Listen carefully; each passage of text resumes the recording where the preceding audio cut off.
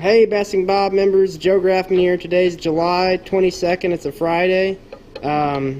Towards the end of July, and the fish down here at Lake of the Ozarks are biting. We're here with Jim and Denise Dill, the owners of Crocagator Bait Company, and they're going to be talking to you guys today about how the fishing has been, throughout the last couple weeks, what it's going to be like throughout this week and into next week. So stay tuned for awesome information. Here we go. So Jim, starting off this video, throughout the last couple weeks, how have the fish been biting, and what can a guy do to catch some of those fish down here at Lake of the Ozarks? Well, right now, we're pretty much in our summer pattern. The water's really heating up this year quick. I was out this morning. It was 88 degrees this morning, first thing. And I've seen 90 degrees some days. So, the water's really heating up. There's a couple different things going on right now. We got a deep bite going, out off of these points that drop off into deep water. That's still fairly consistent. It's kind of going away. They seem to be spreading out a little bit more into some brush piles. Fishing some 10-inch worms in these brush piles, some big reaction jigs, things like that. As these fish just kind of scatter in the summer, when they quit running all this current, they just kind of dissipate out. You kind of got to look around and search for these isolated brush piles alongside docks. Maybe from probably 12 to 18 foot of water is going to be the most productive that I've found. We are starting to see a shallow bite too. A lot of that depends on the shad. If you can find these shad in different creeks, different coves, it's usually the bigger ones, the bigger creeks. You just kind of got to search around for some of these shad. Look for the bigger shad, not necessarily the small ones. I have seen we got a pretty good shad hatch this year. A lot of little ones, which has made that main lake bite. These big docks, wave breaks, things like that, pretty productive here lately as these the shad hatch get out there and these fish get out there and feed on the little shad. Yep.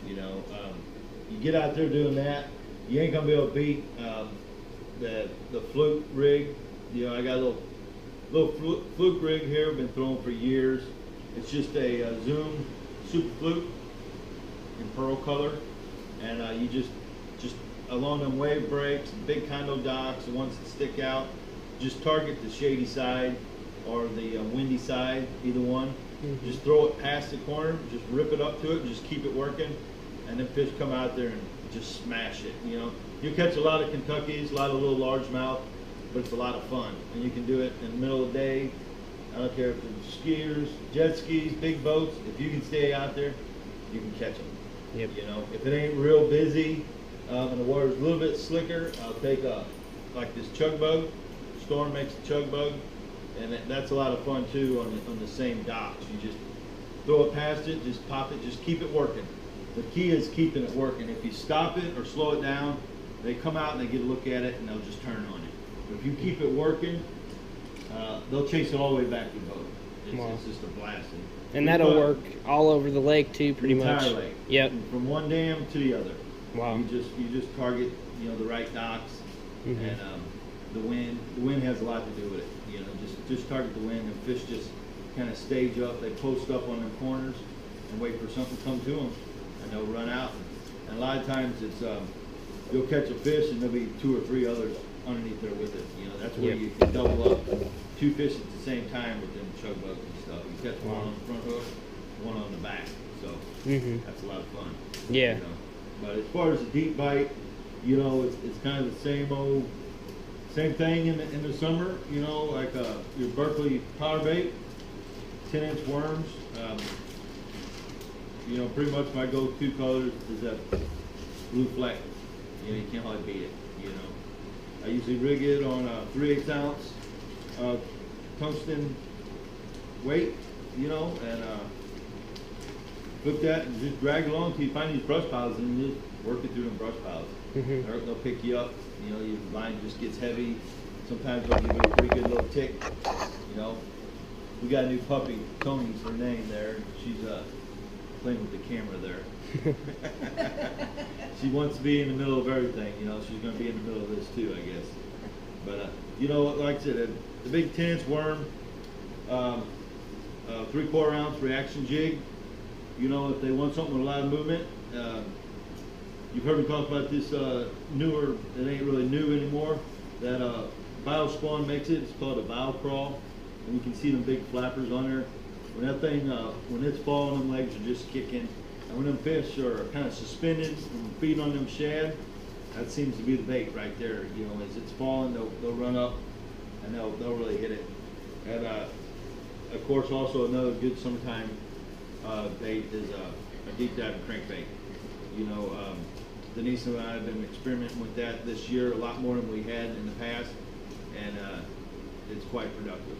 You know, if they're out there suspended or not on the bottom, and you know, you can't get a bite on the bottom, and you see them on your graph with the shatter up, chasing around, throw you a deep diving crankbait out there and just work it. You know, through them, across some points, over them points, off them drops, and you're gonna catch some fish.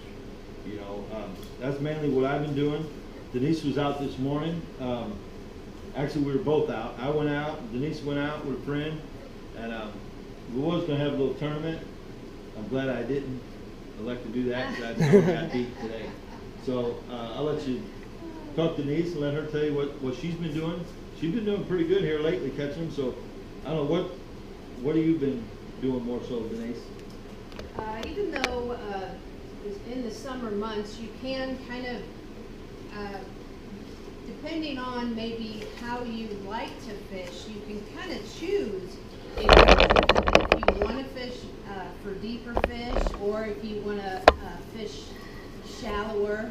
And so I have, over the last couple weeks, I've been kind of staying off that deeper bite and maybe trying to work some of my bait shallow, and have had and I'm basically working a lot of the points and areas that I would normally be out a little bit deeper, but I just bring the boat in and work a main lake point on both sides of the point, and just kind of have some fun doing that. Catching, not necessarily, you know, I have caught some keepers, but just kind of catching some numbers and enjoying being out there and fishing.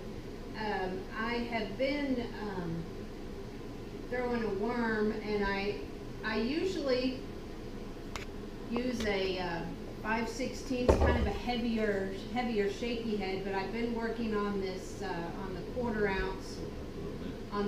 ounce shaky head, and kind of really trying to get a good feel of the bite, and have really enjoyed kind of changing up the shaky head and working my bait.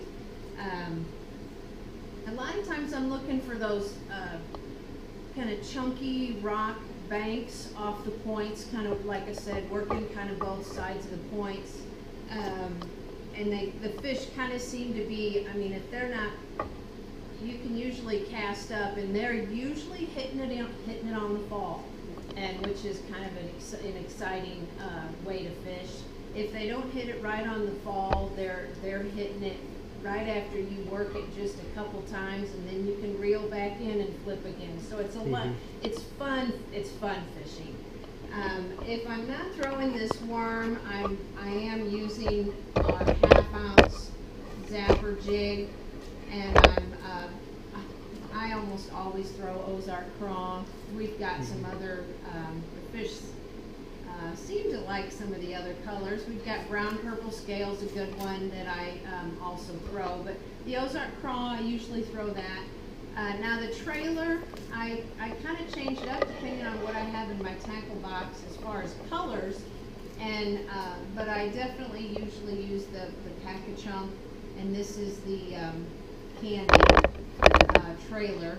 I've got one watermelon red that I use a lot, and there's a table rock net bait too, that color that I use. But anyway, like I said, I've just kind of I personally have just kind of abandoned the that deeper bite. It's pretty busy out there. Yeah, About 9:30, 10 o'clock, the big boats are coming out, and Sure. skiers and jet skiers. So it's, And you were talking about when you fish that shaky head, you go to a little bit of a lighter weight than what you normally been using. Now, do you seem to get more bites using that than you do a heavier shaky head, or I does it believe seem to so. matter?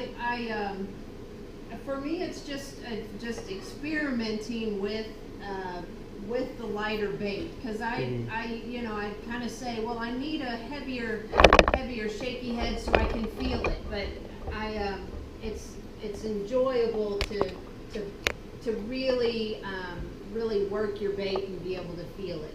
and obviously, the lighter shaky head, the lighter you can get away with, the better you're going to be, just for natural presentation and movement. And, Right. you know, You can probably work it slower too, which you I've work noticed. a little slower, and it's just more of a natural look, with the bait. Now, if they're like she said, if they're hitting it on the fall lot, or you're fishing alongside docks or dock braces and stuff like that faster fall, or even along bluffs, may trigger the bites. So sometimes, we always gear towards when it gets tight or tough, the downsized, slower fall, smaller bait. But sometimes you can do the opposite of that and go a little bigger bait and a little faster fall and just get a reaction bite. So it's something just to experiment. As we get into summertime, these fish, different days they do different things. They'll suspend along the bluff still. 8 to 12 foot down, they just suspend there, and you throw a big shaky head or a big jig up there and just let it fall, and they'll just hammer it. Yeah. But where I don't know how else you're gonna catch those fish, really. Right. Them suspended fish, they can be tough. Yeah, and like Jim mentioned, the waters, it starts getting rough, and for instance, my friend Jessica and I were out this morning, and the first 2.5 hours we were fishing main lake points and channel swings, and it started getting rough, and so we started hitting some pockets off the main lake, and we were able to maneuver the boat more and everything, because you don't want to work yourself, Yeah. trying to stay out on those main lakes. So and really, I use, like I said, I've been using this half ounce jig, but a lot of times, even around the docks, when I usually kind of go back into the cove, and then I'll fish 3 or 4 docks kind of into the backs, and we've got some reaction strikes on this half ounce jig, so it's dropping a lot faster. So that's also a bite that we've been able to do catch some fish on. Pretty consistent too lately. Yeah. So, a lot of fun. Like I said, when that main lake gets extremely busy and you can't stay out on the main lake, because of the a lab's gonna find the water bottle and it's gonna chew on it. And just take it away from it. You can take it away from us. I think. This would be a part to edit. Oh yeah, it's good. But what I was saying, when that main lake gets busy, She's so cute. this time of year, don't even worry about it. You can go back to these no-wait coves. There's a lot of them. We're getting a lot of them. You can go back to the main lake cove and have a fun day, a good day. You can stick on that whole thing. It's a good way to experiment and fish the entire cove and fish from 25 foot to 2 foot and catch fish. Sure. So, but other than that, Ozarks, it's normal self. It's going to produce fish all year. It don't matter when you want to go out, you can catch fish down here. One thing I will mention, like on my fluke, I mentioned that I'll get asked a lot line size on fluke and style. Yeah. On your fluke, you want to throw that 10-pound fluorocarbon. Pretty much whatever brand. Obviously I like Berkeley, 100% fluorocarbon. I just have no trouble with it at all. But a 10-pound test fluorocarbon for your fluke, and then like a chug bug, the same thing but in monofilament. You want to throw 8 or 10 monofilament for your chug bug or spook. You can't throw that fluorocarbon because that line will sink.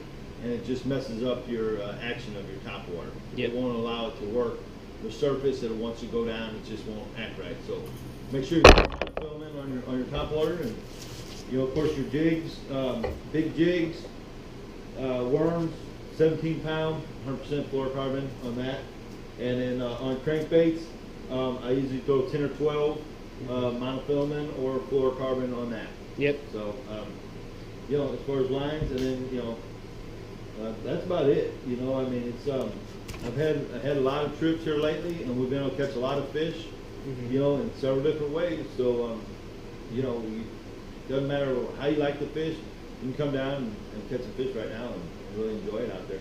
Good stuff, guys. You think these fish that we talked about in this video will be kind of stable throughout the next couple of weeks as well? Yeah, I really don't see anything changing until we get into September, to be honest. Once we get into mid-September and we start all of a sudden, having these cool nights, and we get a big cool down in the water, these fish are just kind of gonna stay in the summertime holding pattern. You'll find them, like yesterday, we found a lot of shad in the backs, and that bite was pretty good. Today I went out there, there wasn't any shad there. Wow. But now they did drop the water a little bit, and that's going to cause them fish to pull out to the middle of these creeks and out to the middle of the cove. So it's going to be a little tougher. Yeah. So, awesome. But yeah, Joe, I don't see a whole lot changing in the next at least 3 weeks. Yeah. Probably a month. Once we get into September, you'll see some changing around. But other than that, that's about it. Awesome, guys. Thank you all for watching. And all you guys coming down from St. Louis, Kansas City, anywhere you guys come down. I had a trip from people from China yesterday. Wow. So that's a little rare. It was a lot of fun. It was interesting. But if you want to just tune in to jamesdillguideservice.com, you can book a trip with either myself or Denise.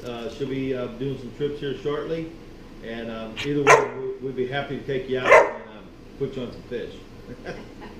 Awesome.